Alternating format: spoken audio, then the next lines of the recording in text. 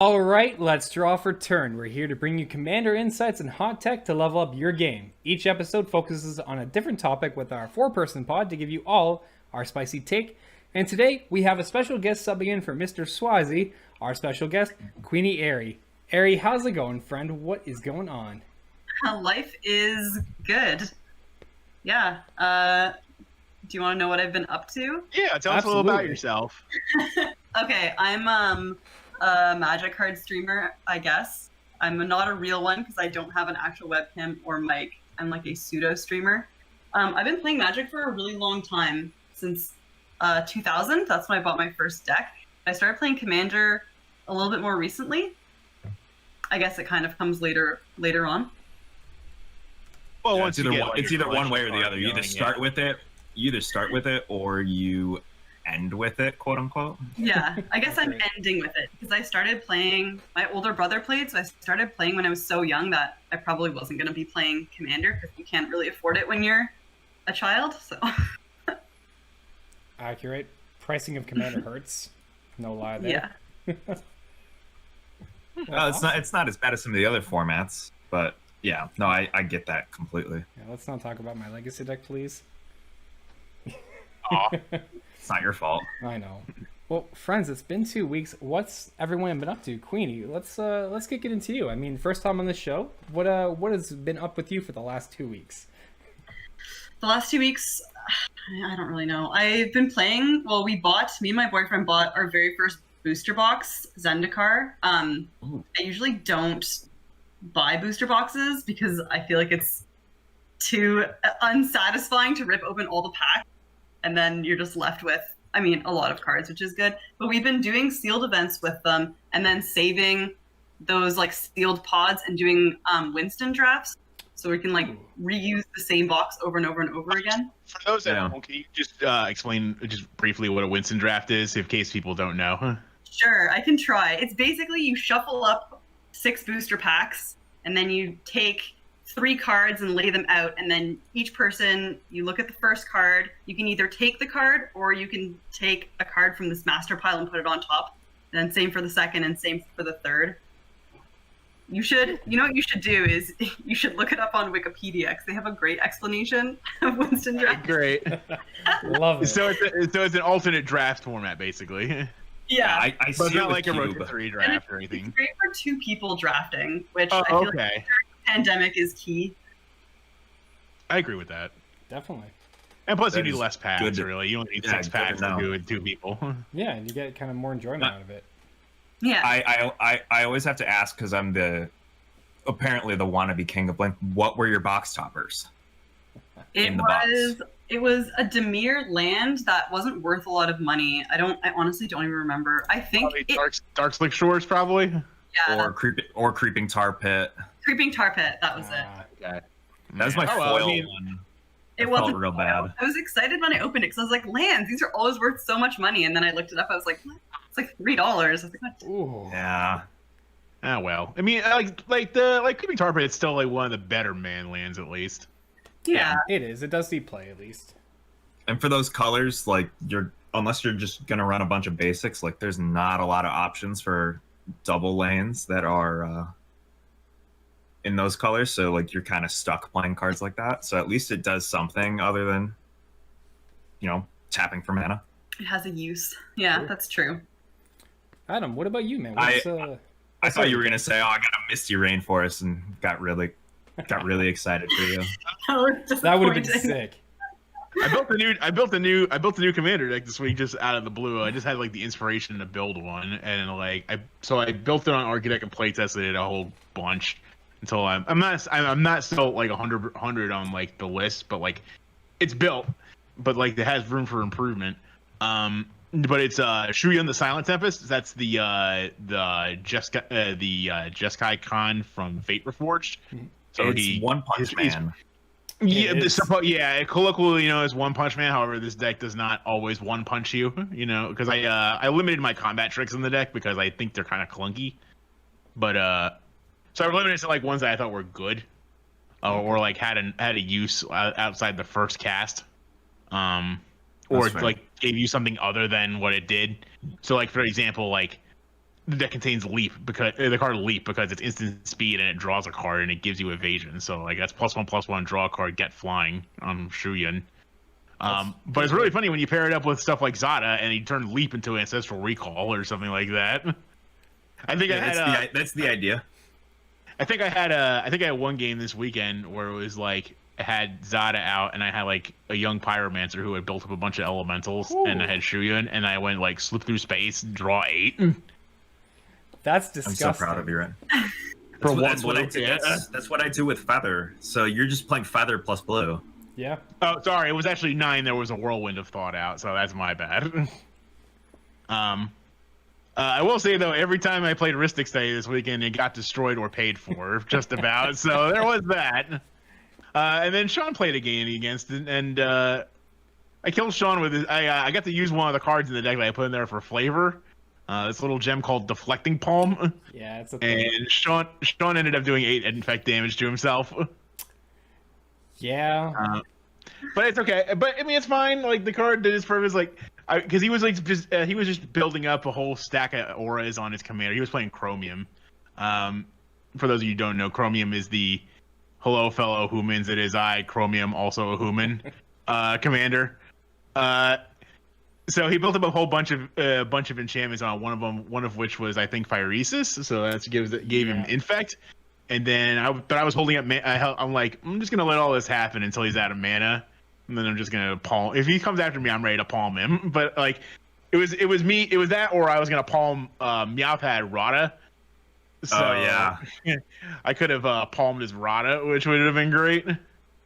So I was ready. So you know, with the way his deck works, it probably would have killed himself. So. Probably. It would have hurt him bad. I don't think he kills himself through that. But anyway, that's what I've been up to. I am building.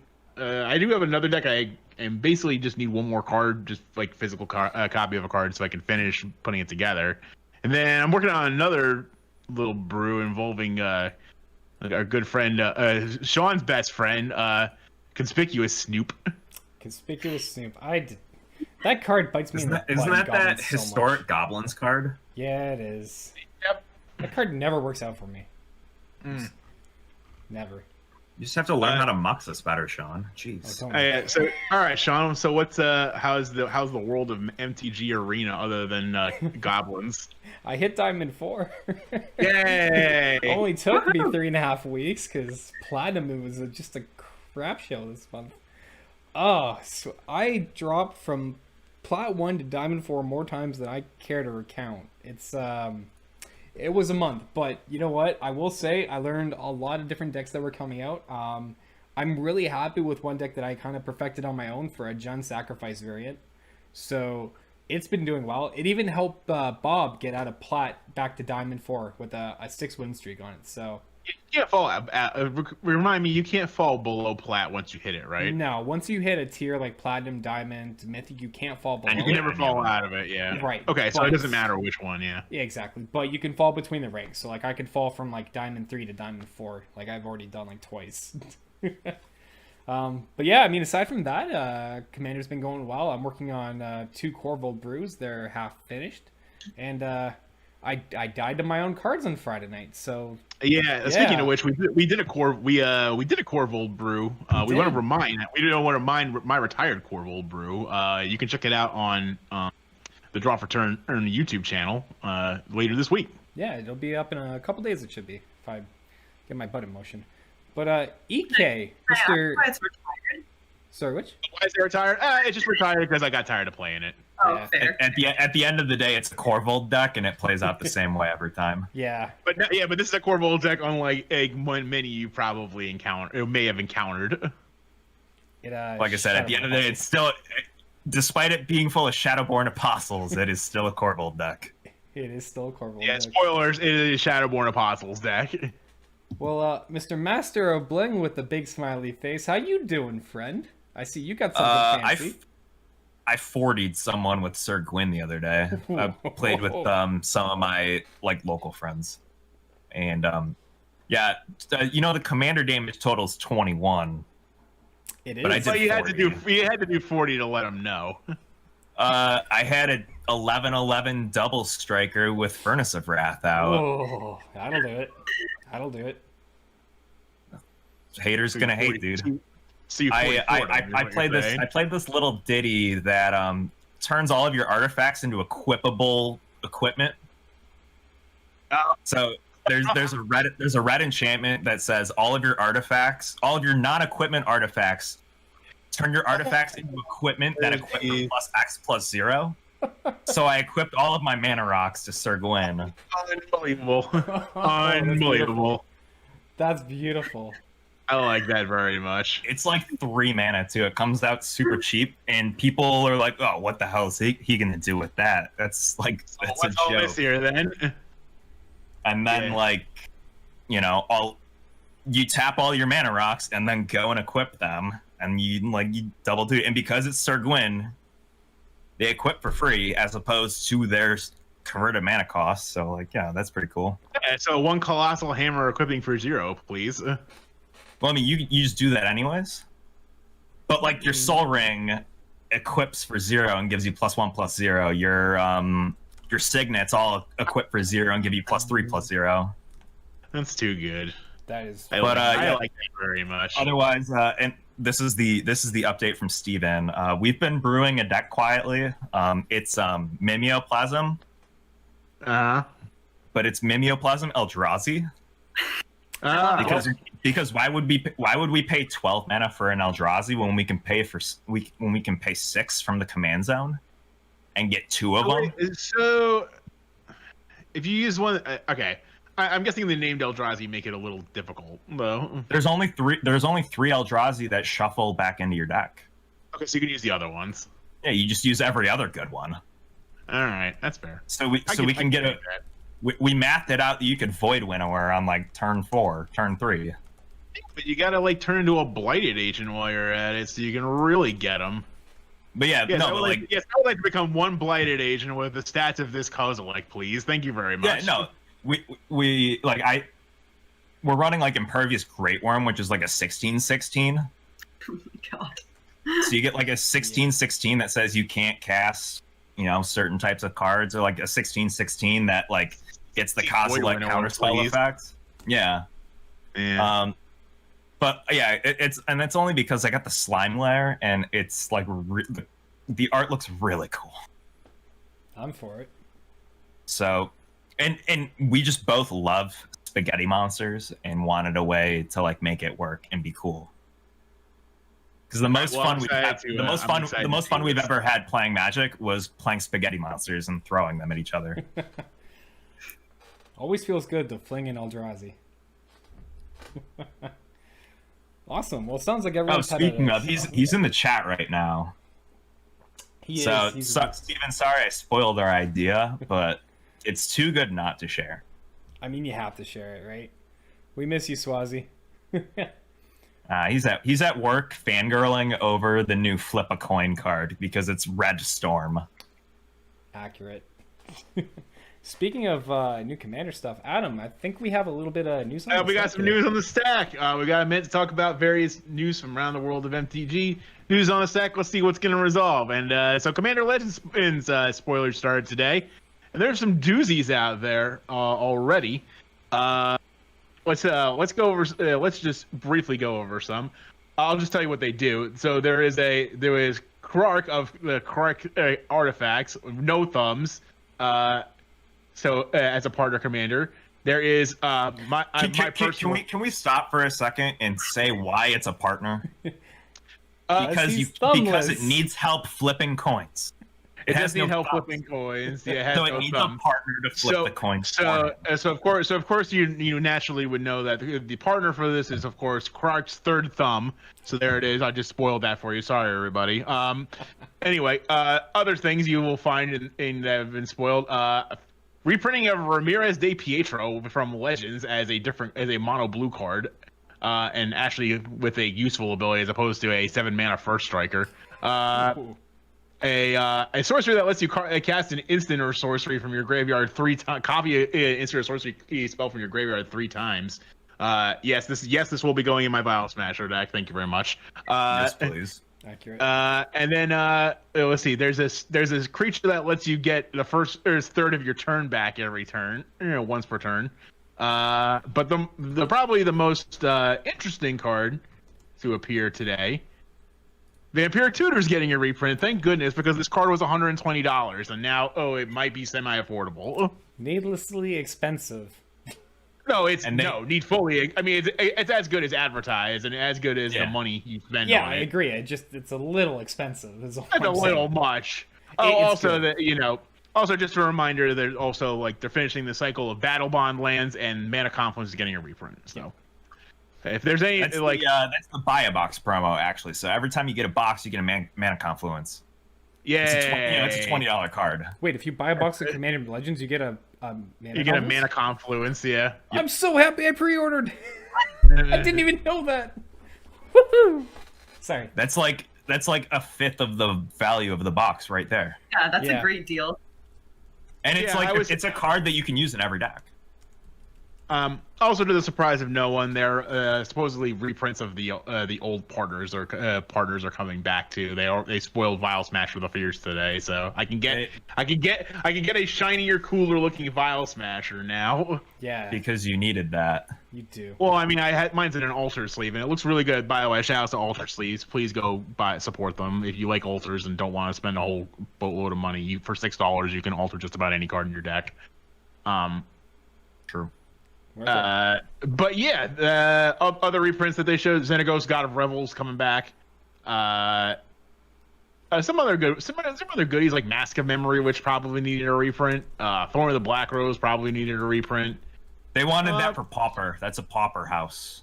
Yeah, like Thorn of the Black Rose is like real good. It is definitely. And plus, it makes me happy to see that maybe there'll be more Monarch cards in this set, because Monarch is pretty sweet. It makes me think that we're going to get a new Marchesa card, because she is the Monarch. It could be, or a reprint of Marchesa. I would take Mardu Marchesa, because I already have an artist proof of the Grixis one. Yeah. But yeah, so that's going to be going on through this week. I think the set releases November 20th, if I'm not mistaken. You are correct, November 20th. And that's all the news on the stack we've got for now. So let's go into our show topic. We're gonna talk about the Zendikar Rising Precons and some ways to upgrade them. Big exciting news on this one. I'm gonna let Queenie kind of take us through what we're gonna be doing tonight as our special guest for this one. This was her idea. This was her idea too, by the way. So this was my reason not to have her talk exactly about everything. So you can pre-order both of these commander decks for $50, which I think is a super sweet deal. So I did, and I've been playing them, and I really like both of them. And then I thought it would be fun to talk about these decks and also talk about potential upgrades, things you could buy just to kind of raise the power level of these decks. So if you don't know anything about them, one of them is a Dimir Rogues deck, and the other is a Nile Landfall deck. They're both really fun to play as is. I haven't touched either of mine, I don't think. So it's going to be fun to see what kind of ideas everyone has thought of. And I might be kind of putting cards into my shopping cart throughout this podcast. Is that a kind of... Depends on who you listen to, because I think some of us took the homework a little more seriously than others. I don't know what you're talking about. By that I mean some of us greased the wheel a little bit too much. Listen, I'm not trying to make people go broke here. I'm trying to get you cards that are like useful but like won't break your wallet. So that's where I went with my picks. But yeah. So let's talk about what we need. Queenie, what do we need to fix up the Anowon the Rune Thief Rogue tribal deck? So it's kind of a thing with most precons, but the mana bases are usually pretty poor. And lands are really expensive. Well, can be really expensive. So that's definitely the first thing you'd want to do is upgrade the mana base, and then maybe add a little bit more ramp and a little bit more card draw. And the other kind of things we were thinking about is if you could kind of steer this deck in a direction, what could you do?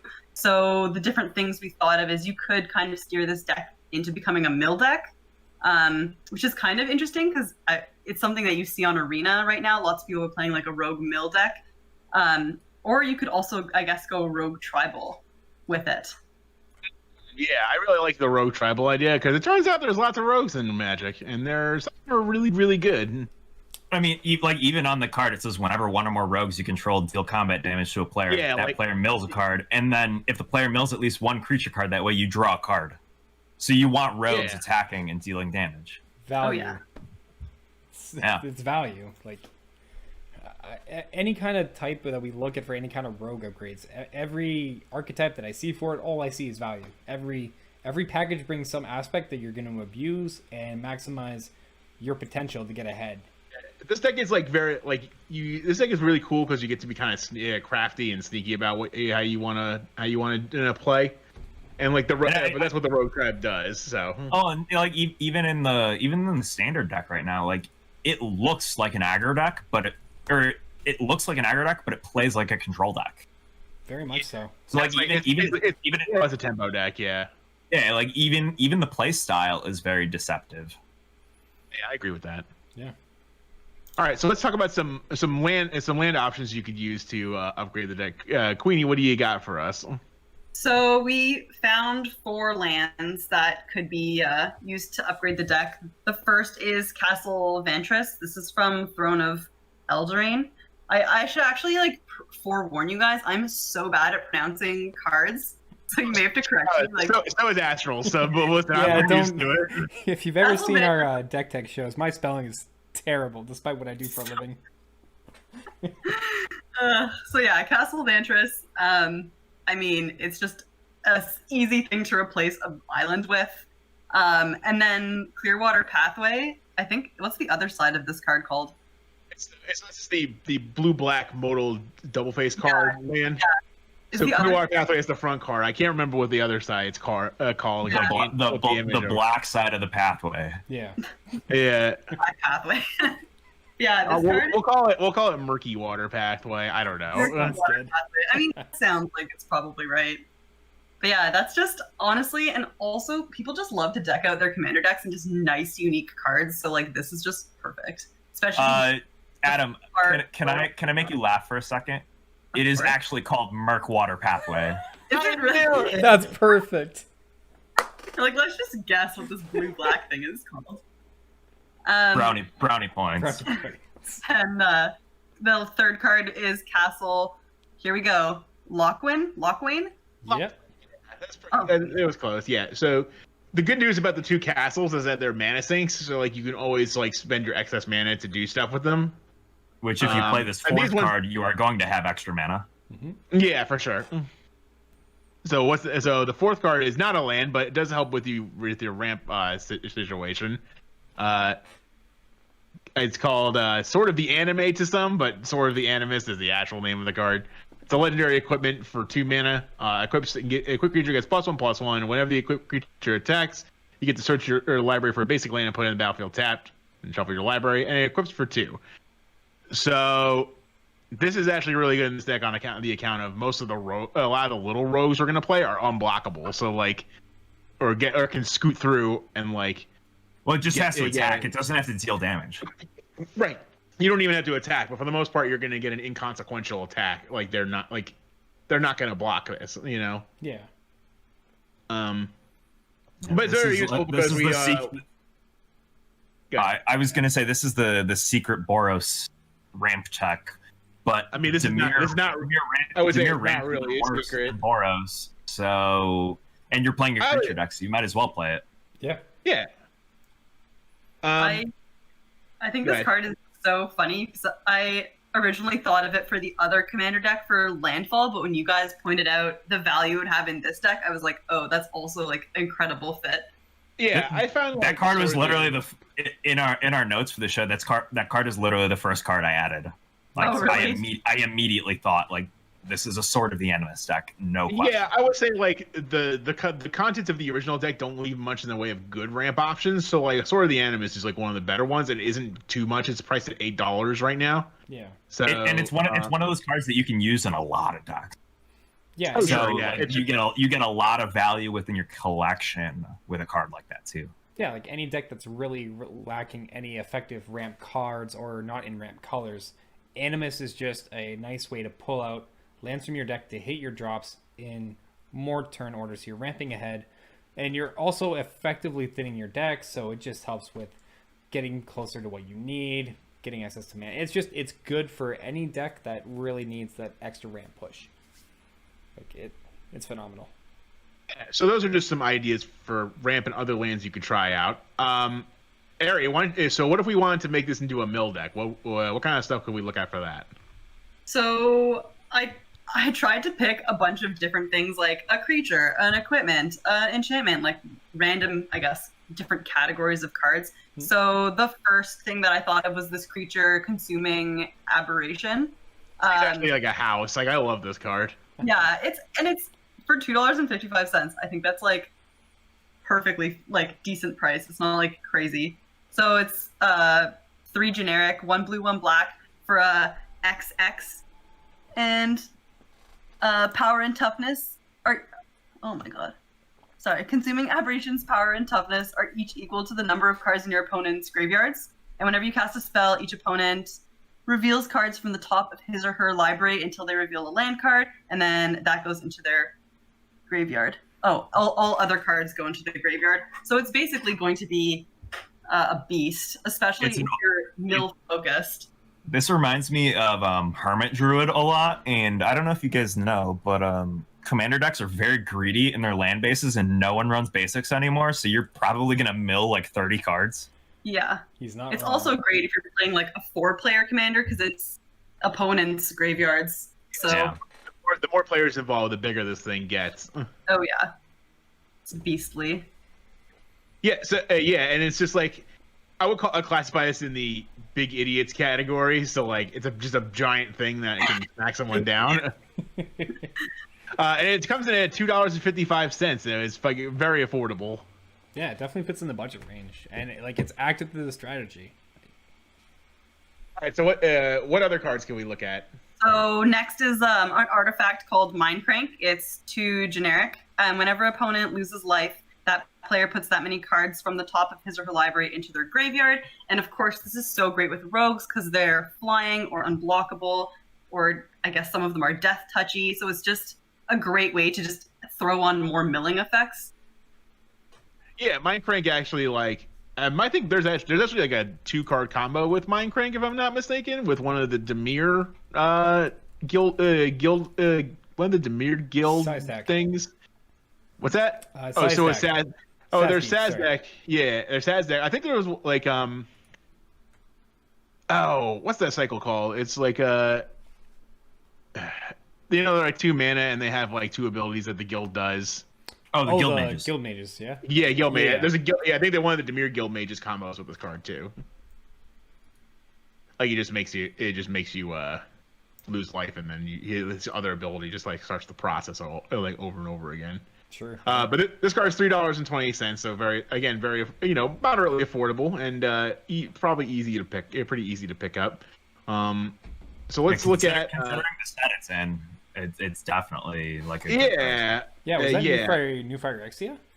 Yeah. Which is not a very widely printed set. No. It's really hard to get your hands on. But even in this deck, if you're only like dinging people for 2, that's still like two cards at a time, So like every little bit counts, and like they're taking away their resources. So yeah, if you have your commander out too, it'll be 4, milling 4. Yeah. Well, I mean, there's other cards like there's the Teferi. I think it's called Teferi's Tutelage. Yep. That doubles the amount of cards you mill. Yeah. I think this card is neat. That card's neat, but I think you just want Mind Crank for this. Like, you don't need the other one really. Yeah. The other one's a lot of mana. It is. Yeah. Yeah, this one's nice and cheap. Yeah. You get it early. Yeah, it's too generic, and as far as your wallet, you're going to take a $3.20 hit for this card, but that's not too bad.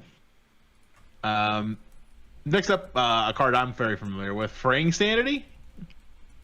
Area, if you want to go, Area added this one, so I'll let you take this one.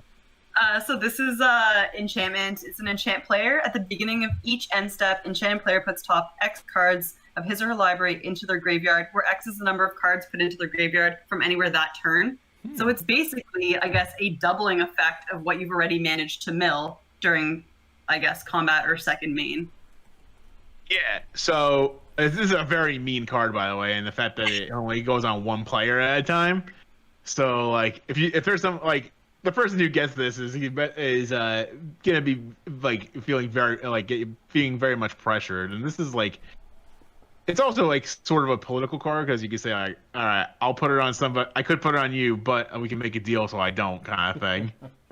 That's a devilish because kind to make a deal with someone. If this gets played on you, like your time is limited. You probably only have a couple turns to do anything, really. Yeah, I've been on the receiving end of this card a few times, honestly, and it's pretty brutal. Like, people, like, you just get milled. You know, like, you get a large mill, and then you get another large mill, followed by another large mill, and then I remember one game with Fraying Sanity, someone had me down to like 10 cards in my library, and it was pretty early in the game. Yikes. I think go ahead. Oh, I think the only kind of downside I can see of this card is if you're playing 4-player commander, you play this on one person, you've now kind of selected your target. Like, you would be constantly attacking and milling this one person, and I feel like that puts a big target on you. Because usually with 4 only to one person. I mean, I guess so. If you pick the right person, the other 2 people are gonna let you do whatever you want. Yes, that's true. So you just target the biggest threat. You target the person that no one else minds you targeting. So the person and then you're left to your own devices. And the effects that mill them are going to mill this person too. Yeah. I was gonna say normally that's me, but you know, depends on the game. I seem to get a lot of these. But next up we have an equipment that I'm very fond of, and so is EK. Yeah, all you Simic players out there, I have to do something about you. Go ahead, Ari, take it away. Sure. So this is sort of body and mind. So equipped creature gets +2/+2, has protection from green and blue, and then whenever equipped creature deals combat damage to a player, you put a 2/2 green wolf creature token into the battlefield, and the player puts the top 10 cards of his or her library into the graveyard. And equip cost is 2, and it's 3 mana to play this bad boy. And I thought of this card actually not right away, but I did play. What was the set that came out? The Double Masters that had all the swords in it, right? Yep. Yeah. Did. Yeah. So I did have the opportunity to draft Double Masters, and I did get. I think I got Sword of Fire and Ice. So I was thinking kind of like, oh, there's got to be a Millie sword. Oh, there is a Millie sword, and that happens to be this. This back in the day, this worked a standard format around it. So this is around a $12 card, by the way, which is on the low scale for the sword cycle. Very much. Yeah, people actually consider this the weakest of the swords. This and War and Peace.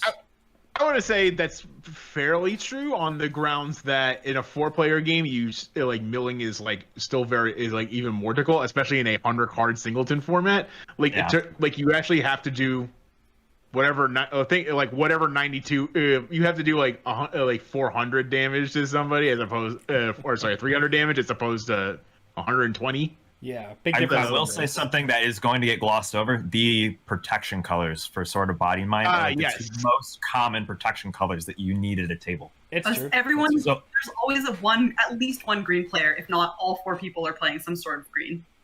I could say the same thing about blue. Yeah, that's true. It's very seldom I'm at a table with no green, especially like now. Oh, with all of ramp these days, yeah. Yeah. So yeah, you can scoop one of those up for $12 and add to this deck, and it'll increase your milling and give you a little bit of board advantage with a little hound dog there. Next up is probably my favorite card on this list. So I'll take this one, Mindbind. This is a sorcery for X, a blue and a black. It says each opponent reveals cards on the top of their library until it reveals X land cards, and puts all cards revealed this way into his or her graveyard. X can't be 0. So it's very difficult. Only recently are they coming out with cards that mill more than one person at a time, and this is like a giant mill spell for multiple players. Yeah. And especially if the game goes late, people are going to may start running low on land count. So this may just get somebody. Just because they don't have a lot of people by the time you're playing this have pulled a lot of their lands out of their deck with their ramp spells and their fetches and stuff. So, So Yeah, I would say this is probably an easy include, especially if you want to mill many cards for all the players at the table. Yeah. Then it can be yours for $4.06. Next up, a card I've been hurt by quite a number of times in my local play group. It is Traumatize. It has left me just that. Three blue for. I would wondered if you were traumatized by it. Yeah, it's a 3 blue for a sorcery. Target player puts the top half of his or her library rounded down into his or her graveyard. They functionally reprinted this in standard as well. They did that. So there's another version of Traumatize. What's it called? Something cacophony. Maddening cacophony. It's got Jace losing his mind. Yeah. So what's not to love about that? So this combos with the previously mentioned Fraying Sanity. So if you really wanted to just get somebody out of the game for 7 mana, you can cast for 8 mana, you can cast Fraying Sanity followed by Traumatize, and then someone's just out of the game entirely. I will say the last time I had Traumatize cast against me, it let me cast a board recursion spell and win the game on turn 6 because half my dragons. Because they cut your deck away and some of your stuff is gone. So some people want this to happen to them, but like for the most part, most commander players do not want to get traumatized. Yeah, most don't. There's like only the 5 to 10% that do, but it's funny when it happens. And this card runs. It's been reprinted many times, so it runs a cool $2.62. So it's very also again very affordable. What do we have next there, Sean? So up next, we got a fun one here, Memory Erosion, which is something I've only actually seen like a couple times, but you're looking at a 3-mana enchantment. Whenever an opponent casts a spell, that player puts the top 2 cards of his or her library into his or her graveyard. And to be honest, this is just a nice card to sort of stop. It hinders a Storm deck, because for every cast trigger, they're going to end up milling, going further down in. But it also just kind of paints in, hey, every time you cast any card, doesn't matter what creature spell, you're milling 2. You're effectively having your opponent do the dirty work for you. I like it. Yeah, this is an asymmetrical card, so it affects all the opponents. So all your opponents are gonna be milling when they try to cast spells. And it's only $1.74. Speaking of storm cards, let's go to EK with one that is a unique storm mechanic that is not found anywhere else in Magic at present. Yeah, so Steven and I did our homework together on this one because he couldn't be here. And this was one of the ones that we were super excited about researching for Mimeoplasm. So this card is a Bitter Ordeal from, I think this is Future Sight. Yep. Yeah, it's got the weird frame on it. So it's 2 and a black for sorcery. Search target player's library for a card and remove that card from the game. That player shuffles their library. Innocent, right? Find 1 card. Well, it doesn't really work that way because it has Gravestorm, which means when you play this spell, copy it for each permanent put into a graveyard this turn. You may choose new targets for the copy.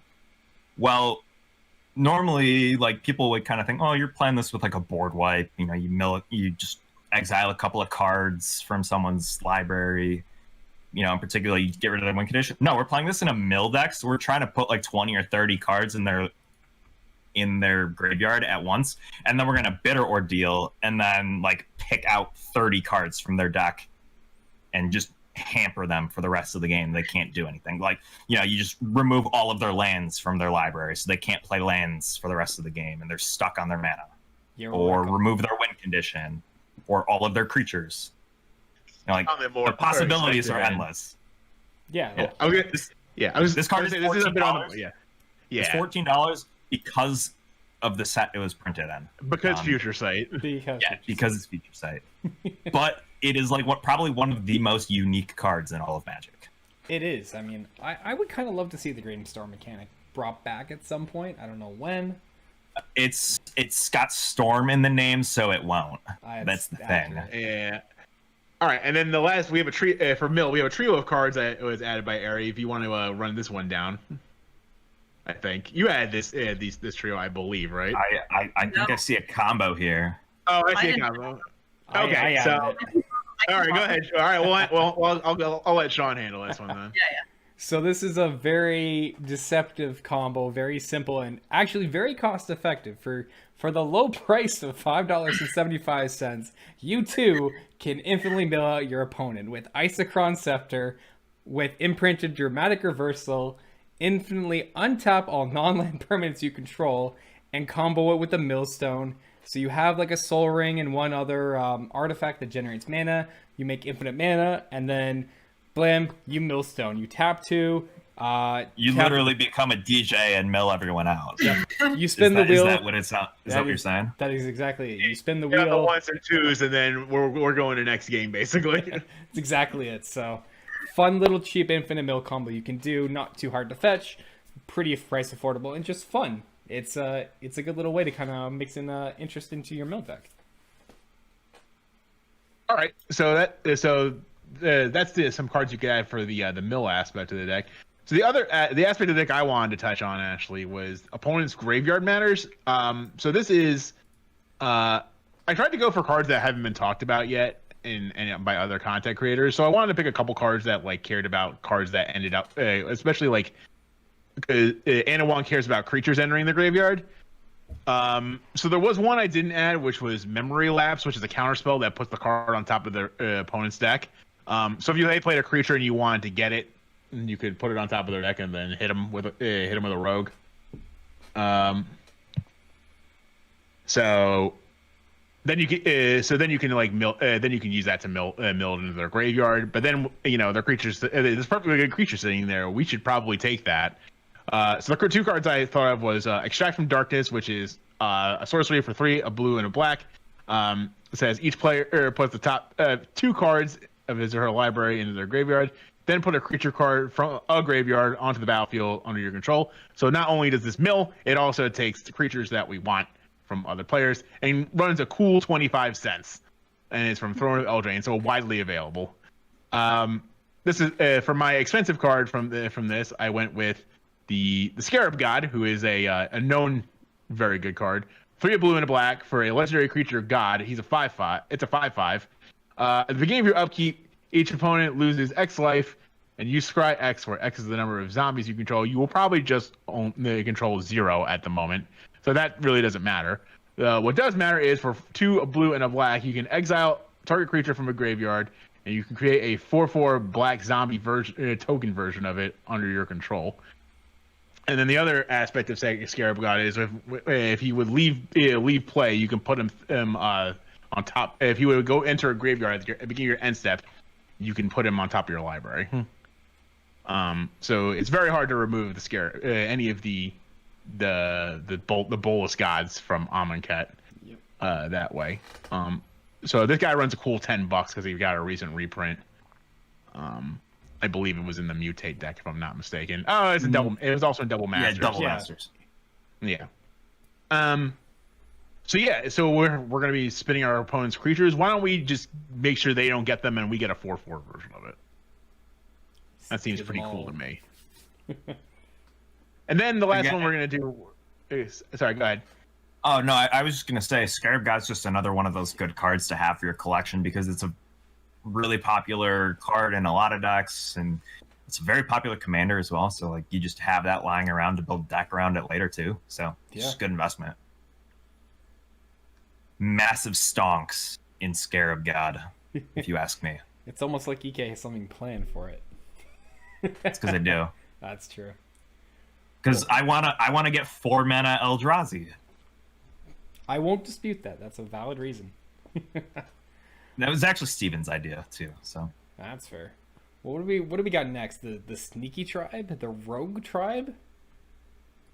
I think that's what we're looking at next. So we'll talk about some now. Yeah. So the other thing that our general cares about is rogues. So I added a few of these, and then I think somebody added one more. These are cards that are either rogues that are just generally good for the deck, or the cards that care about rogues. I think there was just one that cared about other rogues. Why don't we so let's run. Let's down the. So I'll start with Ari, if you want to start. If you would like, if you can, why don't you give us a rundown on some of these? Sure. Yeah. So the first card for Rogue Tribal is the Marang River Prowler. So he can't block and can't be blocked, and you can cast him from your graveyard as long as you control a black or green permanent. And since this deck is Dimir, that shouldn't be too hard to accomplish. So this just is a card that goes so great with so many cards we've talked about before, because it's unblockable. So if your commander's out, you can just easily mill 2. If you have the sort of that Simic sword, sort of body and mind, you know, it works very well. Do you want me to do the next one as well? Yeah, go ahead. Just Keep you can go going, down all keep of them, going. honestly, yeah. So This the is next your deck. Una's Blackguard. So 1 generic, 1 black for a 1/1 flyer. Each other rogue creature you control comes in with an additional 1/1 counter on it. And whenever a creature you control with a 1/1 counter on it deals combat damage to a player, that player discards a card. Ooh, that's spicy. 25 actually. cents. Yeah, for 2 mana, it has a lot going for it. I'm seeing now that it's only an uncommon, but it's pretty decent. Yeah. I'm like looking at it, I'm like, Una, oh yeah, I'm like in the middle of building an Una commander. Ooh. Yeah, the original Dimir mill commander. Yeah, but I think I want to make it less mill and more just fairies, just because, you know, I want to keep that. Flavorful. Makes sense. The next card is Thieving Skydiver. This card is actually so sweet because I see people. Anyways, so it's one generic and 1 blue for 2/1. It has kicker. Your kicker can't be 0. It's a flyer, and when it enters the battlefield, if it was kicked, gain control of target artifact with converted mana cost X or less. If the artifact is an equipment, you can attach it to the Skydiver. I love this card because I personally don't own a mana crypt, but I would love to play a mana crypt, and I would love to steal someone's mana crypt with this card. It's If too one nice to additional mana crypt. to take someone's mana crypt. Yeah. That's so good. Steal soul rings, signets, Yeah. swords. And here's the interesting thing: the sword or whatever can be equipped to an enemy creature, and you just yoink it right off of them. That's so good. It doesn't care if it's equipped or not. It can it just has to exist. Just rips it away from something else. Yeah. And the last rogue tribal card is Rankle, Master of Pranks. So 2 generic, 2 black for 3/3 flying haste, and then when he deals combat damage, you can choose any number of. Each player discards a card. Each player loses a life and draws a card. Each player sacrifices a creature. So I guess just a very, very diverse card. This thing can hit in for 4 like immediately, which is really, really nasty in this deck. Yeah, I mean, you party on Flying his Blackguard. haste is really all you had to tell me, and it's a rogue, so Yeah.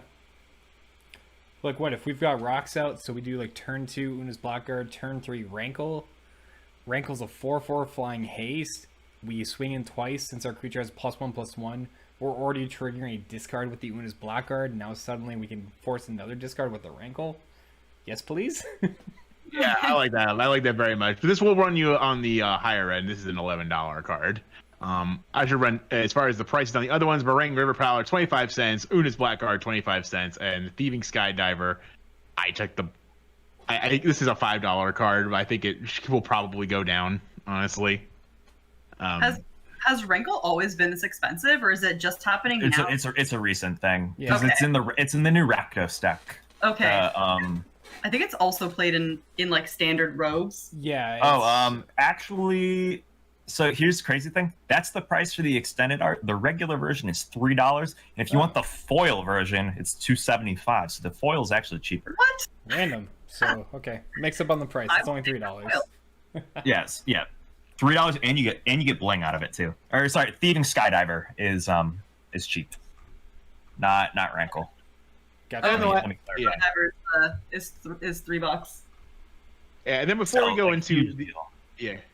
So then before we go into the luxury, the quote unquote luxury upgrades, which EK will go over, I did want to mention 2 cards that care about non-creatures in opponents' graveyards, which is really, I think are pretty fun for the deck, honestly. One is Memory Plunder. This is an instant from the Shadowmoor block. It's Dimir hybrid, so 4 Dimir. And it says you may cast target instant or sorcery card from an opponent's graveyard without paying mana costs. So, let's say you're me and you're playing against me, and I happen to have a time stretch in my graveyard. You can Memory Plunder that and get 2 turns for 4 mana. This runs $4 on the basis that it is from Shadowmoor block, and the cards over there have not been reprinted a whole bunch, so they're a little on the pricey side. I think it did see a reprint in a Commander product. It did. It did, yeah. And that's why it is as cheap as it is. Yeah, well, It would be more. It would be more. But now I have a janky card that you can use on your opponent's non-creature spells. This is Spellweaver Volute. This is from Future Sight and also Mystery Boosters. 3 blue for an enchantment aura. Enchant instant card in a graveyard. When you play a sorcery spell, copy an enchanted instant card. You may play the copy without paying its mana cost. If you do, remove the enchanted card from the game and attach Spellweaver Volute to another instant card in the graveyard. So, Wow. Oh, that's great. So while you're milling them, you can play their instants while you're playing your mill cards. That's actually great. I was actually thinking about putting this in Shuyan. I mean, and this card, like, I don't know, say you play like some combat tricks or like brainstorms and stuff like that. Or sorry, brainstorm is a instant. Say you're playing like ponder and stuff like that. Mm-hmm. Then like for 1 mana, you're getting like a ton of value. That's good. One Yeah, mana value. Over and over and over. This card is $1.50, by the way. So I think it's pretty cool. You're definitely going to get some looks, and someone at the table will almost assuredly say, "Wait, explain what this card does again." Be like, what? Sorry, what? Yeah. And I mean, literally, all you have to do is say it's from Future Sight. It's weird. It's just how it's going to be. Listen, it's Future Sight. Yeah. All right, so that's enough. So now if you really like this deck and you want to spend some real cash, EK, what can we spend our money on?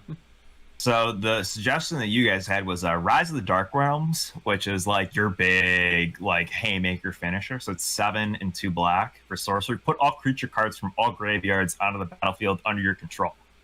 You've been milling a lot of cards the whole game. Now just get everyone's creatures. And then like presumably swing out or just say, okay, deal with this or I win the game, because, well, like I said, we've been milling their entire deck for the entire game. You're probably going to get like 24 creatures. If I had to guess. I'd say like... and that is a cool $15 because it has been reprinted in Jumpstart.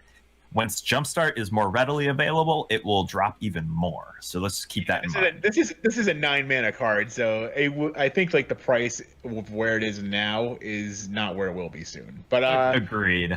Definitely. I don't know. I really like this deck, EK. What else can I throw my money at? You could get a Bitter Blossom classic card. It's 1 and a black for the Tribal Enchantment Fairy.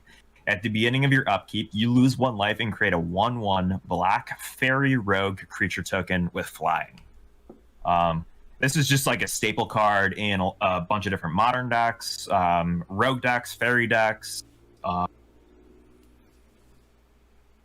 decks that care about Enchantress. So like I play this in like Gave, just like any Enchantress deck that has black, I'm playing this in because I'm creating a board while I'm at it.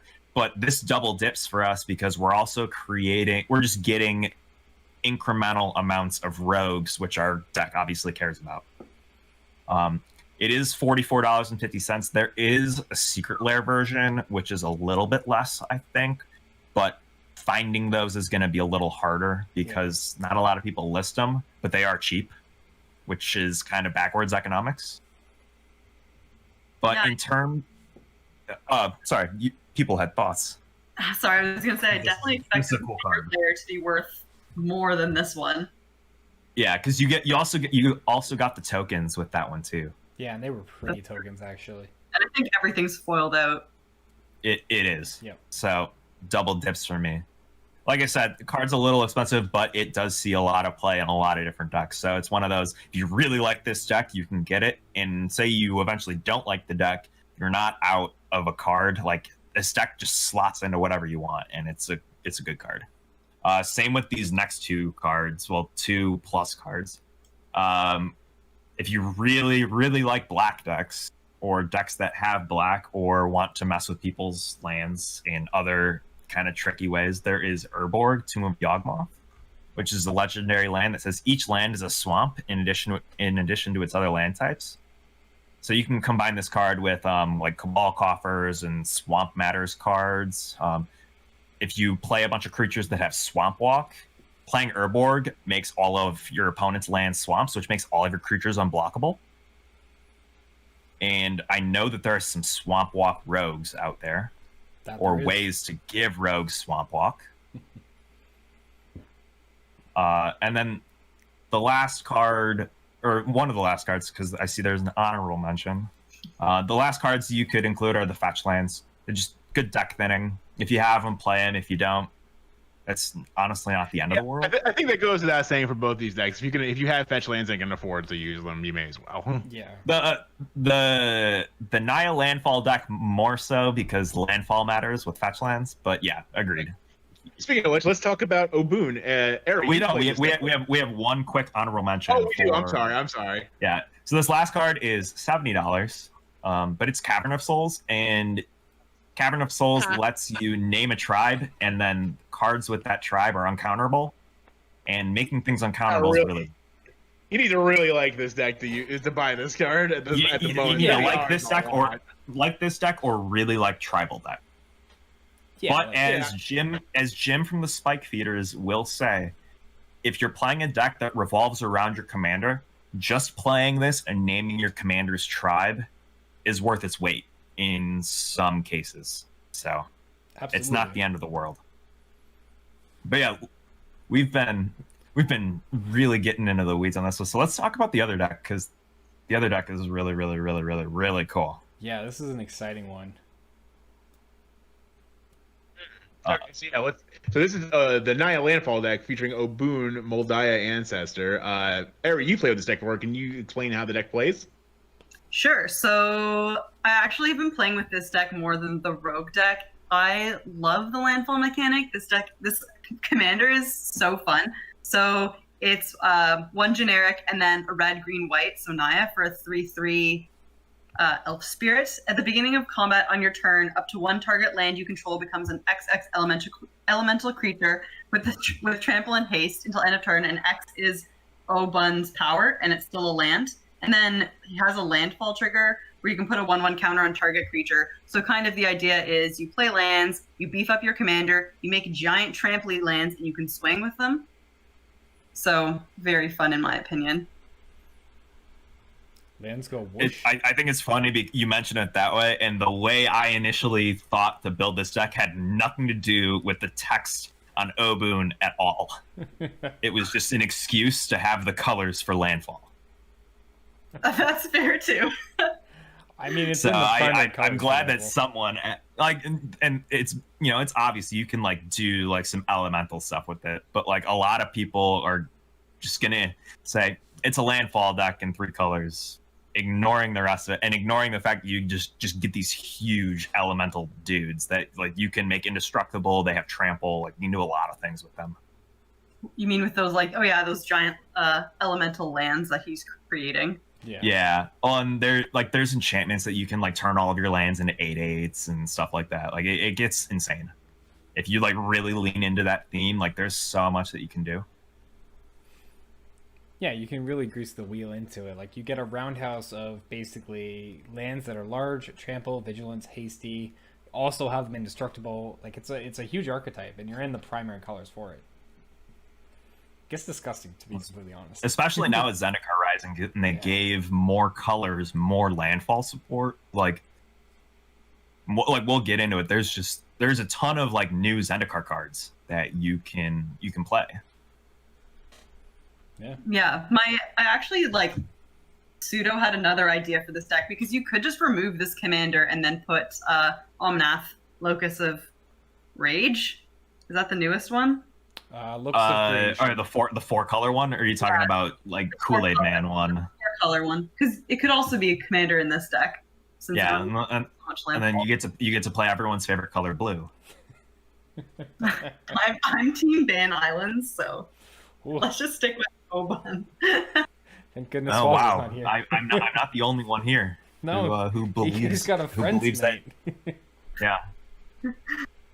Well, hey, so what kind of lands are we kind of thinking about for upgrades with this deck, though? We're in Landfall Matters, so I know a few kind of come to mind, but what are we looking at? I guess there's like 2 low-hanging fruit lands that, like, yeah, they're unfortunately have gotten pricey because of the pandemic, but hopefully they drop back down and get another one. You know, one of these gets a reprint. But like, you're in the primary like payoff strategy for Field of the Dead.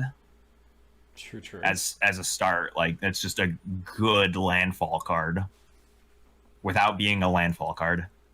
And the other one that I like, and Steven would agree with me too, is Valakut the Molten Pinnacle.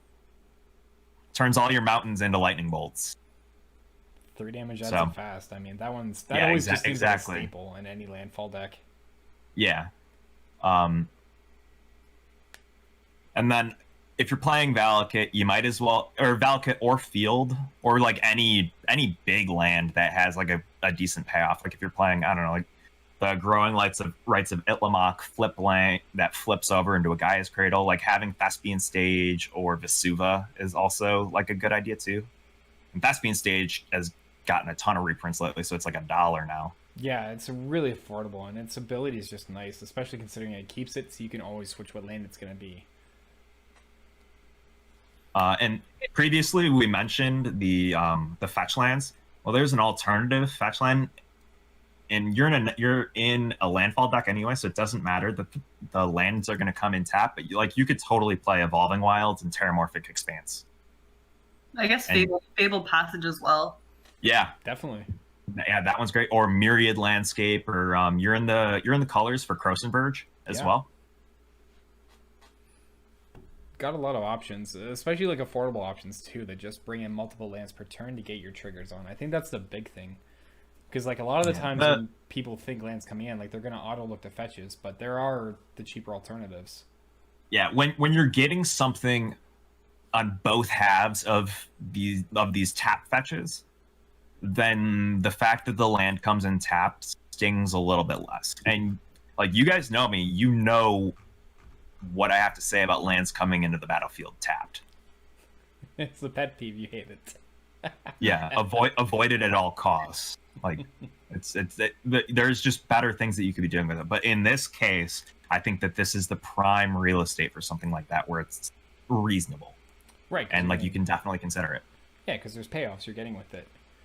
So I mean, yeah, like play a land, get 2 zombies, play a land and find lightning bolts. Like that seems totally fine to me. I'd be for it. I mean, like aside from the Field of the Dead and the Valakut, I mean, they're not the worst priced. I mean, what, Field of the Dead's like $16, Valakut's approaching $20. Yeah, it depends on which printing you get. Unfortunately, Valakut's still like a deck in Modern. So it's got a lot, you know, the price kind of commands, you know, a couple extra bucks because of that. Yeah. And Field of the Dead is, well, what it is. And like, you could put it in almost any deck that has not a lot of basics. So like, it's just it is a card that is going to be played and see play a ton until the end of time, until either it gets banned or like it's just not worth it anymore in Commander. Like, you will just always see Field. Nah, agreed on that. Well, I think so. We've kind of touched on lands. Ari, do you want to take us through the package that can support lands and getting your engine rolling? Sure. So card draw to support land engines. The first card that we have is Return of the Wild Speaker. So 4 generic and a forest. It's an instant, and you can choose one. So draw cards equal to the greatest power among non-human creatures you control, or non-human creatures you control get +3/+3 until end of turn. I'm assuming, I mean, it's nice to have the option, but I'm assuming you're probably going to choose the first. And if you you can do either, because your lands are becoming elementals. So if you get enough lands or elementals or whatever, then you can use it as a way to win the game. That's true. Yeah. As like a big push at the end. Yeah. I'm also realizing this card was in the precon because it has the precon symbol on it. So I guess we're just doubling down on the fact that this is a great card. Good card to have in the deck. It's so good. You should have 2, but can only 1 run. Yeah. The next card is Tireless Tracker. So 2 generic and a forest. It's a human scout, a 3/2. Whenever a land enters the battlefield under your control, investigate. And whenever you sacrifice a clue, put a 1/1 counter on Tireless Tracker. So clue tokens are a great way for its card draw. Yeah. So that works. You also get a scaling threat with it too, so That's true. It'll beef itself up. yeah, this is a really good card to drop on, the super early turns, and you just bank up this card draw for later when you have the mana to support it. Yeah, funnels in mana, you're just getting a big burst of cards to get you back in the game, because chances are you're going to run out of cards most times by like turn 5 or 6. And by then... That's true. You're playing a lot of stuff. Yeah, so it's a nice way to get it back. Even if it's only like popping 1 clue a turn, it's still progressive card draw. Yeah. I mean, there's a lot of decks out there that can say that they can't do that. And the fact that you have access to this, then you should take advantage of it. Especially in green. Yeah. Now, if you aren't ramping in a green deck, something's going. Something's fishy. You're not a real green deck. Yeah, probably not. So the third card is Rishkar's Expertise. So 4 generic, 2 forests, sorcery. Draw cards equal to the greatest power among creatures you control. You may cast a card with converted mana cost 5 or less from your hand without paying its mana cost. So this is also great. I mean, this card in Return of the Wild Speaker, just because in my head, or when I do play this deck, I'm throwing so many 1/1 counters on the commander. You do have a big, beefy dude to draw a ton of cards with. And the cool thing with Rishkar's Expertise is if you have, presumably you're going to have a card that costs 5. This essentially turns into like one mana, draw a lot of cards. Yeah, that's true, because you're probably so playing something. it pays for itself. Yeah. So you're not, like a lot of people look at, 6 mana. That's probably the most expensive card in your deck. But it's really difficult to look at this card as a 6 mana card. Yeah, because you're getting that 5 value back.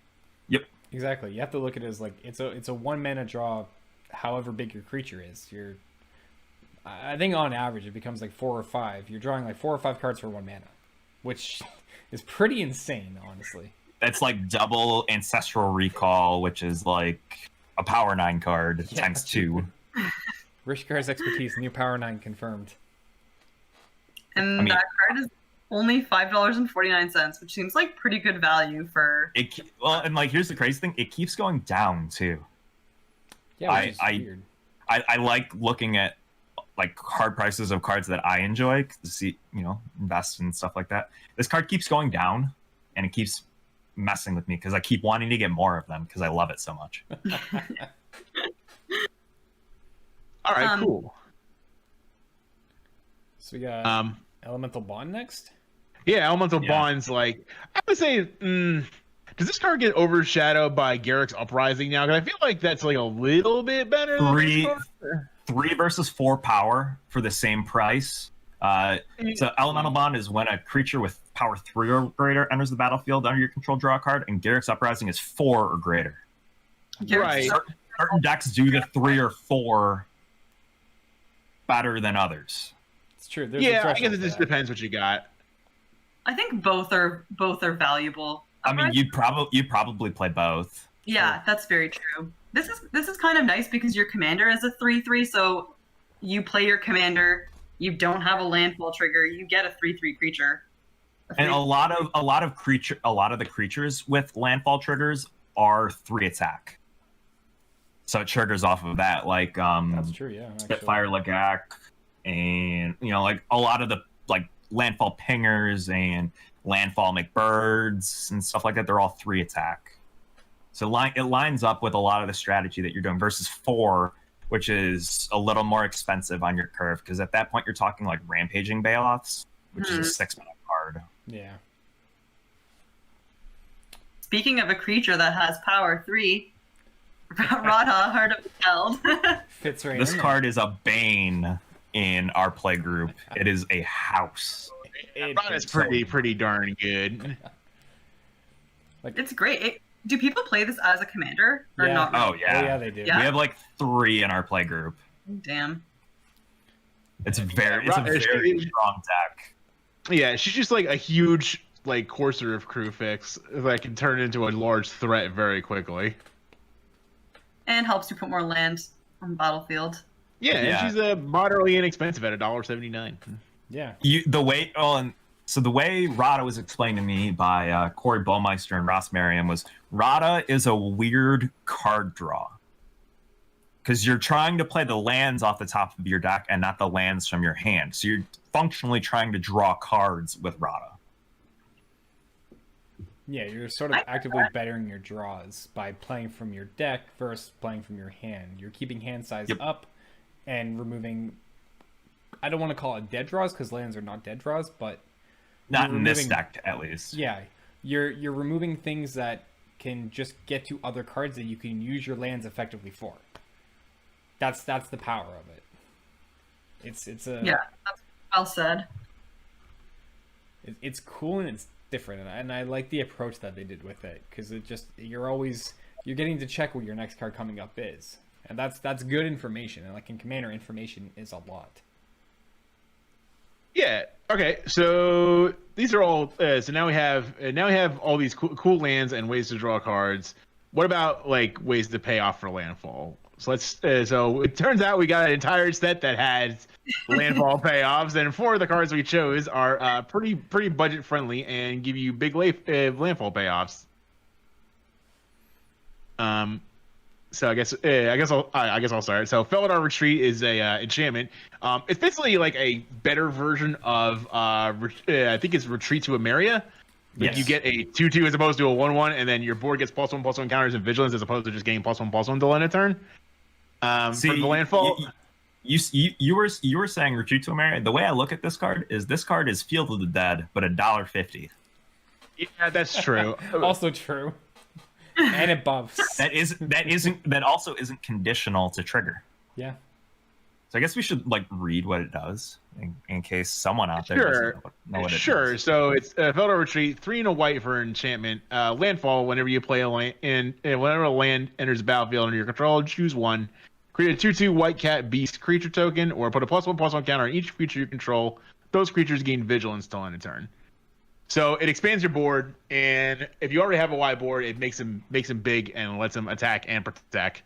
Which is This I'm a also big fan feeds of. Obuun and makes Obuun a bigger house. Yeah, to make bigger so lands during your combat Obuun is step. bigger. Yeah, we actually have a category for that coming up, but that does increase Obuun's power. And this card's rated at $1.66 US, so very inexpensive at the moment. Yeah, completely affordable. Next up, we have Phylath, World Sculptor. This is the legendary. Aries very happy about this, guys. Why don't you tell the folks what this? Profess your love for Phylath on the podcast. It's so great. I opened this in a pre-release, and this and Basswood Surge won me so many games. I just have such a soft spot for him now. So this is 4 generic and a red and a green for a 5/5. When he enters the battlefield, you create a 0/1 green plant creature token for each basic land you control, which I guess is something to consider in the commander deck because you probably wouldn't have a ton of basic lands. I mean, you would still have. If you're playing on a budget, you're gonna have a lot of basic That's lands. true. That's true. Actually, yeah. And then his landfall trigger is you can put 4 1/1 counters on target plant you control, so you can turn one of your little 0/1s into a 4/5. It's just so great to me that you could play him. Even this with Felidar's Retreat is great. Play this guy, create a bunch of little weenies, and then just pump all of them. It's my deck in standard right now. Yeah. That's That's pretty your fun style landfall deck in standard right now? Yeah. Awesome. It's so nice. good. So good. Yeah. Speaking of little guys there, Scoot Swarm, I think, is our next one. It's this little guy does some big work. I mean, he's 2 People colors. hate this card. They hate this card so much. I know. Yeah, I say you can't spell Scoot Swarm without cute, so like I'm very much about it. It's not Scoot Storm. It's so cute. It's Scoot Storm. So cute Swarm, yeah. So we're looking at QUTU. it's adorable, especially in this arc, because it's just like a little guy that wants to spread around. So he's a 3-mana 1/1 with landfall. When a land enters the battlefield under your control, create a 1/1 green insect creature token. If you control 6 or more lands, create a token that's a copy of Scoot Swarm instead. So get to 6 lands, landfall, suddenly you have a so cute swarm. Yeah. Well, and this card synergizes with cards like Felidar Retreat and like other cards that put counters on it, or you can like even mutate onto it too. Oh, and the Yeah, mutate, And then you're Deck. and like I've the, this just gets out of hand. and like the mutate when you make the copy, it becomes a copy with the mutate stuff too. Like Yep. having it like with a Migratory Greathorn or Auspicious Strix, like you have a suddenly 6/6 every land drop. It's a better Rampaging Baloth. And the tokens keep the landfall trigger too. Past that, Yeah. so you're So two. it's exponential growth. Yeah, it gets out of hand fast. I feel like this card is also notorious for causing Magic the Gathering Arena to crash because people just found the jankiest ways to set off like 300 triggers and the client can't handle it. And next thing you know, you're draw. You don't win, you don't lose, just draw. The game's like, no, I'm kicking you out. It's too much. I've been saying for weeks that this card will get banned on Arena. I could Like just Arena, just because the client problem. Yeah, the client cannot handle it. Can you imagine? Like, can you imagine this card on mobile? I'm pretty sure this card is the single reason why they delayed mobile for 4 months. I was Probably. just that. Mobile is just how are you? I can already feel my phone catching on fire thinking about Scoot Swarm. Hey EK, you're gonna become a red mana player next. I already am. I know. I mean mono red. I have a mono red deck. Okay, fair enough. My joke's dead. It died in the fire, just like our phones. Yeah. So what's our last one? Well, speaking of mono red, there's one more landfall payoff card that I wanted to bring up, and that's a Morg Fury of Okum. It's a 4 and 2 red. Each creature it's a Minotaur warrior if you're in Minotaurs or warriors. Each creature you control gets +1/+0 for each time it is attacked turn. Well, gee, I wonder what we're trying to do with that. Landfall, whenever a land enters the battlefield under your control, if it's your main phase, there's an additional combat phase after this phase. At the beginning of that combat, untap all creatures you control. So you've been spending the whole game making a ton of cute swarms and cats and zombies and all these big elementals with Obuun. Now we're just going to start turning into payoffs for additional combats. Yeah, we'll just take all the combat steps from here on out, thanks. And just, like, this is your end game. Like, well, if everything up until then hasn't worked out to win the game, this will. Yeah. If you don't get through with Morag, I don't know what's going to get through there. Especially because that bonus for attack is progressive. So every combat step, you get an additional +1 on top. It just gets... You're elevating the threat each time. Yeah. So I would say, like, every time you play a land that fetches another land or a ram spell, you're basically going to get... That's 2 combat steps. So you have 3 combat steps going in one turn. I don't know how many players survive that. Yeah. And this card's $6, so that's not too bad as far as like a card that can functionally win. No, I think it'll actually end up being cheaper as well as time goes on. No, I think it'll go down too, but Definitely. for now it's $6. All right, so then next category is I've added this category in. So we want to protect our land creature investment from the land bro that our commander gives us. So I put 2 cards in that do that. One is a card from War of the Spark, Tomic, and Distinguished Advocates, which is actually a card that sees a lot of play in Death and Taxes. It's a 2/3 flyer for white. He's a legendary human advisor. He says lands on the battlefield and land cards in graveyards can't be the target of spells, your abilities, your opponent's control. But basically, lands have hex. Lands in play and in graveyards have hexproof for you, and then your opponents can't play land in cards from their graveyards.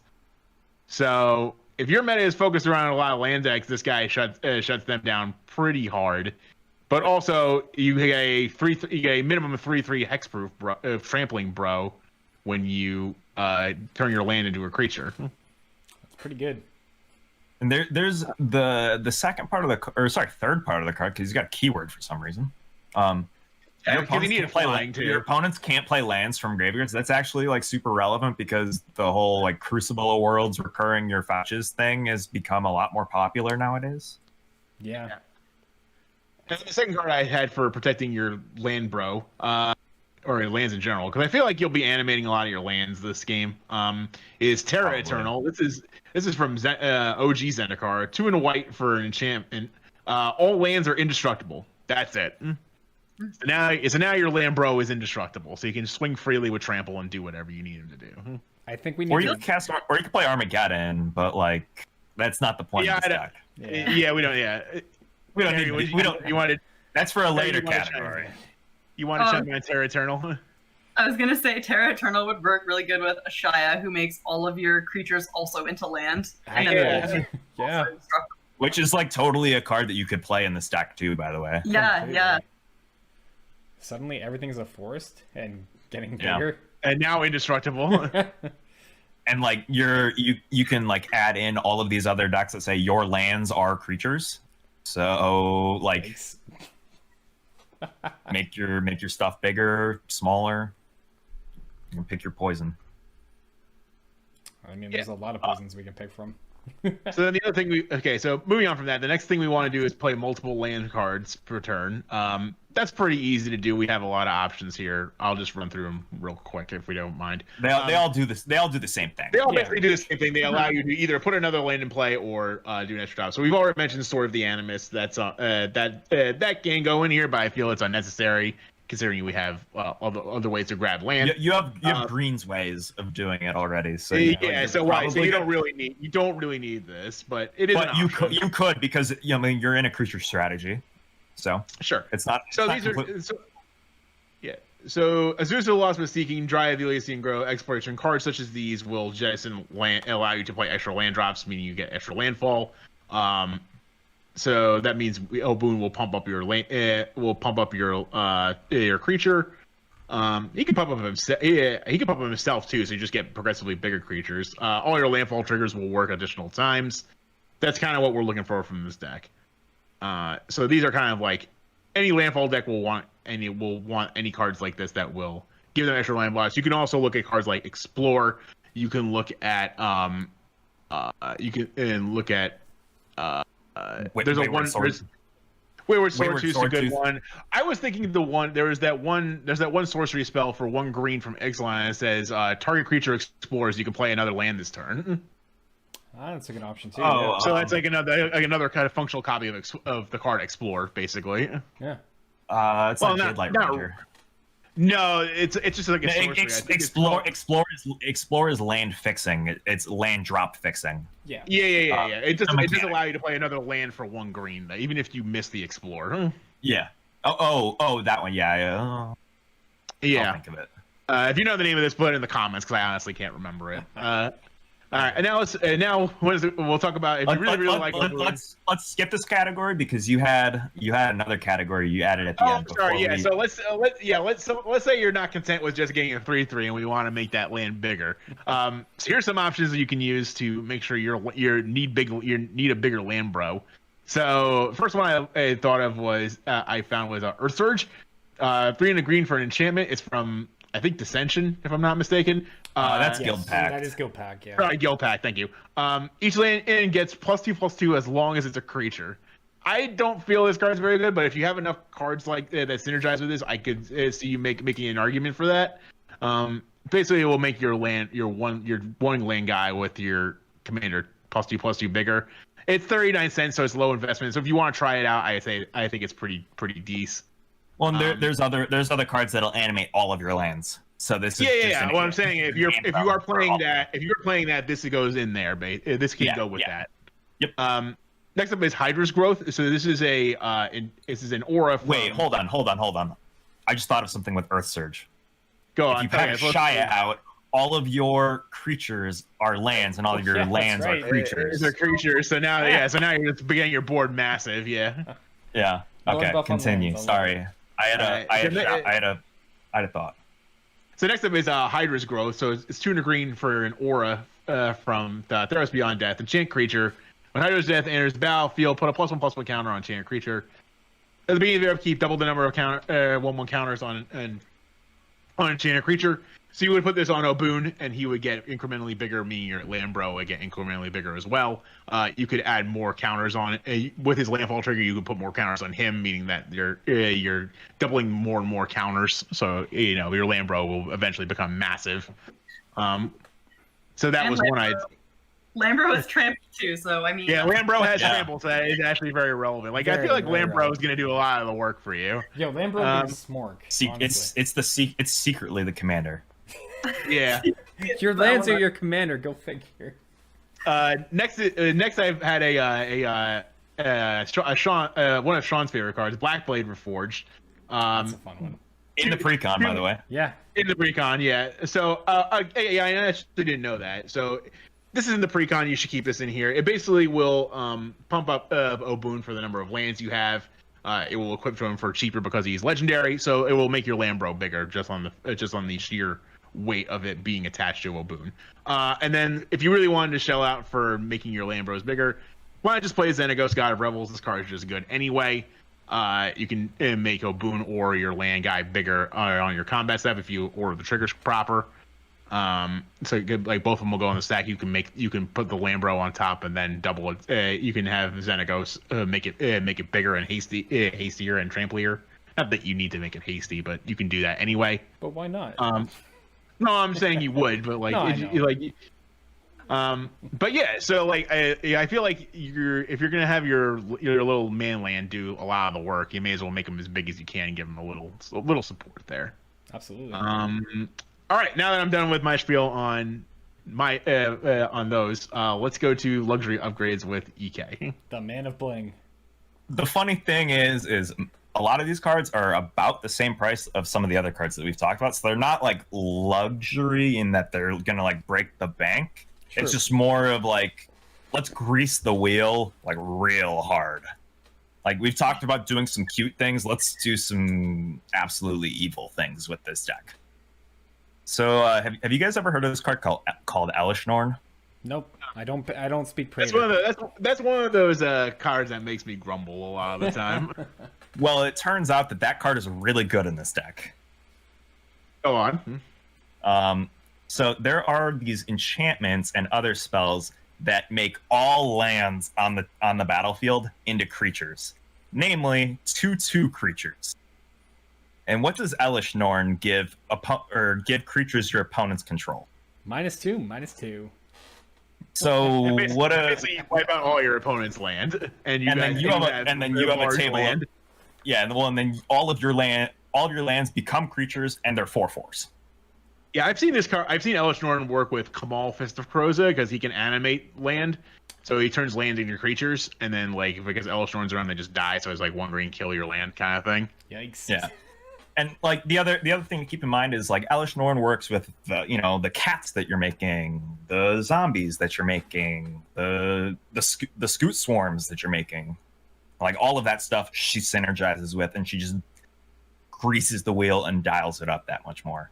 Yeah. But those cards that make lands 2/2 creatures, Nature's Revolt and Natural Affinity, are a buck a piece. One's from Weatherlight, the other one is 9th edition, so kind of older, old weird cards, as I always say, but they're $1 each. But I wouldn't play these unless you're playing I probably wouldn't play the Nature's Revolt one, just because because your land becomes a creature, because lands are also creatures, that means they are summoning 6, so when you put your land into play for your land drop, you can't use the mana. Well, it's a card that I forgot to put on this list that is probably really good in this deck, but there's this card called Concordant Crossroads or Fervor. I guess that solves the problem, but or Madness or Anger that gives all of your creatures haste. You could do Sylvan Awakening too. That does something similar to Natural Affinity. Yeah. Our friend Voy, who plays Phylath as his commander, actually plays it in his deck with all of these different little incremental buff effects that we've talked about earlier, and it's absolutely destructive. It is insanely strong. That card's that Concordant Crossroads in particular is a little more expensive because it's on the reserve list, so it's $34. The other cards in red and green that do the same thing are really, really cheap. Fervor is $2. Yeah, I was gonna say Yep. they're in like the $1 to $2 range. But continuing Yeah. on with this, let's be mean with our creatures and our lands and stuff. There's this card called Triumph of the Hordes. Classic win condition in Nice. Commander, but like bears repeating. 2 and 2 green, give all of your creatures +1/+1 and infect. It's just a way to end the game. And trample. Yeah. Like the game has to end, and this is just a way to gotcha some people. Because that little old blue deck over there in the corner, you're probably not going to have a lot of blockers. And definitely not blockers that can deal with a big beastie land boy, trampling Yeah. land boy. Yeah, like you don't need. The crazy thing with Triumph is you don't even need a lot of creatures out. Like, you don't need the 15 Scoot Swarms or anything like that. Like just a couple of things, and even if you just like use it to knock out one player, That's still enough. it's knocking out one maybe 2 players that really isn't going to draw a lot of hate, because you probably eliminated a problem from the table, if we're being completely honest. Yeah. You did it for the greater good. Exactly. It's the best way to And I think mean of that's what Commander. the Phyrexians would say, so it's on flavor with it. The last 3 cards that I'll mention, so again, like we've said, the fetch lands are just good if you got them. They're really good in this deck because you can double up on your landfall triggers. I picked out Windswept Heath because that's typically viewed as the cheap one. The pandemic has inflated the price of it a little bit, but next summer there will be some reprints for enemy fetches, which also unfortunately doesn't help this deck either because it's all allied color combos. But oh well. And then Vesuva, which is Thespian Stage, but $28. So just Yeah, triple- it's like a needlessly expensive suit. Yeah. If that's being stage. but it's from Time Spiral and from the Vault, so that's why it's as expensive as it is. Yeah. But if you ever wanted to live the fantasy of having 3 Field of the Deads again, like it was in Standard for a while, you're able to do it that way. Or you do it the way that I do it and play 3 Vesuva or 3 Valakiths. So every time you get a mountain, it's 9 damage. Which Damn. just swings huge. And then you combine that with this last card, Scape Shift, which is one of my favorite cards in all of Magic. 2 and 2 green. It's a sorcerer. Sacrifice any number of lands, search your library for up to that many land cards, put them onto the battlefield, tap, and shuffle your library. So this is like getting 20 fall. You get 20 landfall triggers for 4 mana. So I don't know, 20 combat steps with Morog, 20 Felidar Retreat triggers, 20 Scoot Swarms, 20 Palaka Um, triggers. 20 +1/+1 counters onto your Obuun to one-shot somebody with commander damage. Like, it's one of those cards that like it makes the deck do a little something out of nowhere. And it's one of those cards that if you're playing a lands deck, you can put it into any lands deck and it's going to be good. So it's like a decent investment. And that's $16.50. Awesome. Yeah. I think we found some pretty good ways to make these decks pretty spicy, especially on like Yeah. the Obuun selection and some different ways to take Yeah. the rogues. The rogue deck was one of the ones that like I was like I don't know how to approach this, and I clearly I find the rogue. I was proven wrong.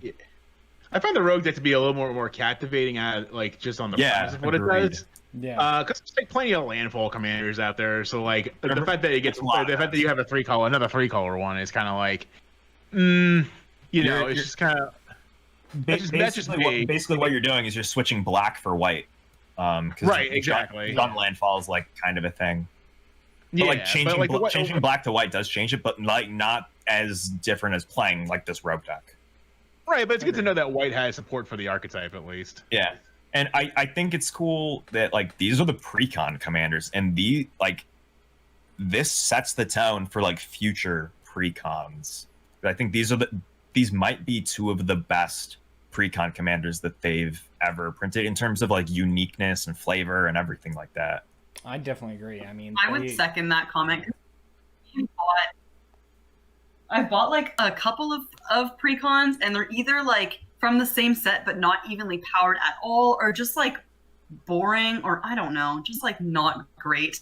And but the Ikoria ones really have a sour taste in my mouth. Yeah, we bought 2 Ikoria ones, and I can't. I don't know what I'm gonna do with them. I want to take them apart, I guess, because I don't really want to play either of them. Put them to one of these 2 decks. They built these around very wide open mechanics, and I think that's great. Yeah, definitely.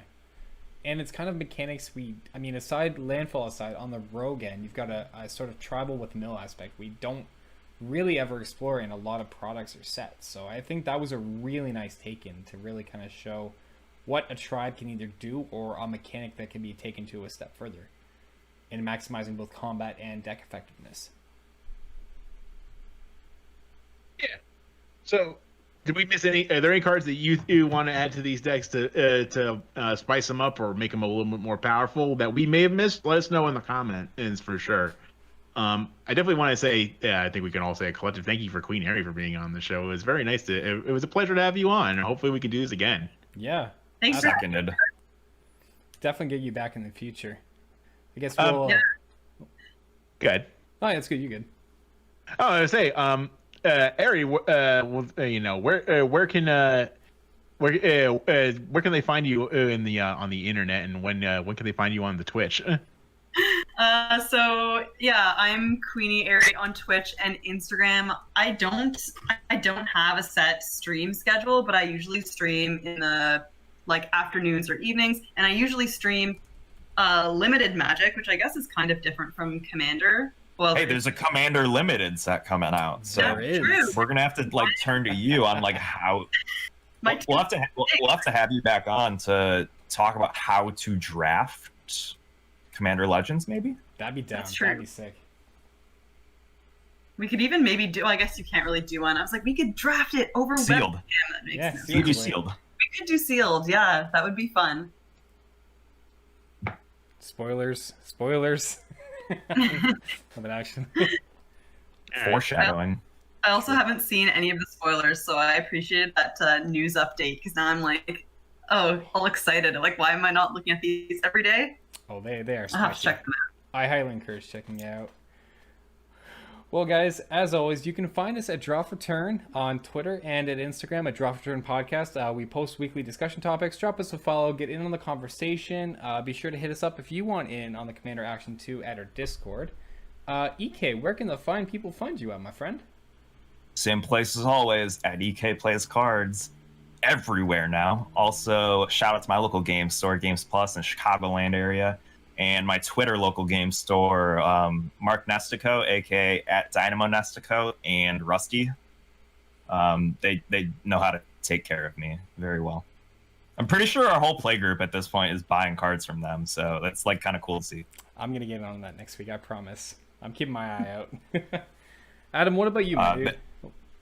You can start me a follow on Twitter at DES_AdamN. Always shout out to Top Deck Games in Westmont, New Jersey, and the comic book store in Glassboro, New Jersey, who, feed my cardboard crack addiction. It's a lifestyle choice. And as always, guys, you can find me on Twitch, Twitter, and Instagram at AstrosFlame. I stream a mix of MTG Arena, motivational talks, and games. Friday nights, I'm hosting our Commander Pods, sometimes on Sunday as well. Shout out to Harry Tarantula, because I seem to just win things from them, and they're awesome. Yeah, what did you win this time? I haven't, well, just the promo pack with that foil more egg that we were talking about earlier. Okay. That's all I've won so far, I promise. And I guess one cool thing is this coming Saturday, I'm going to be doing a 12-hour subathon on Twitch, so if you're wanting to see me get scared shitless, that's the place to be.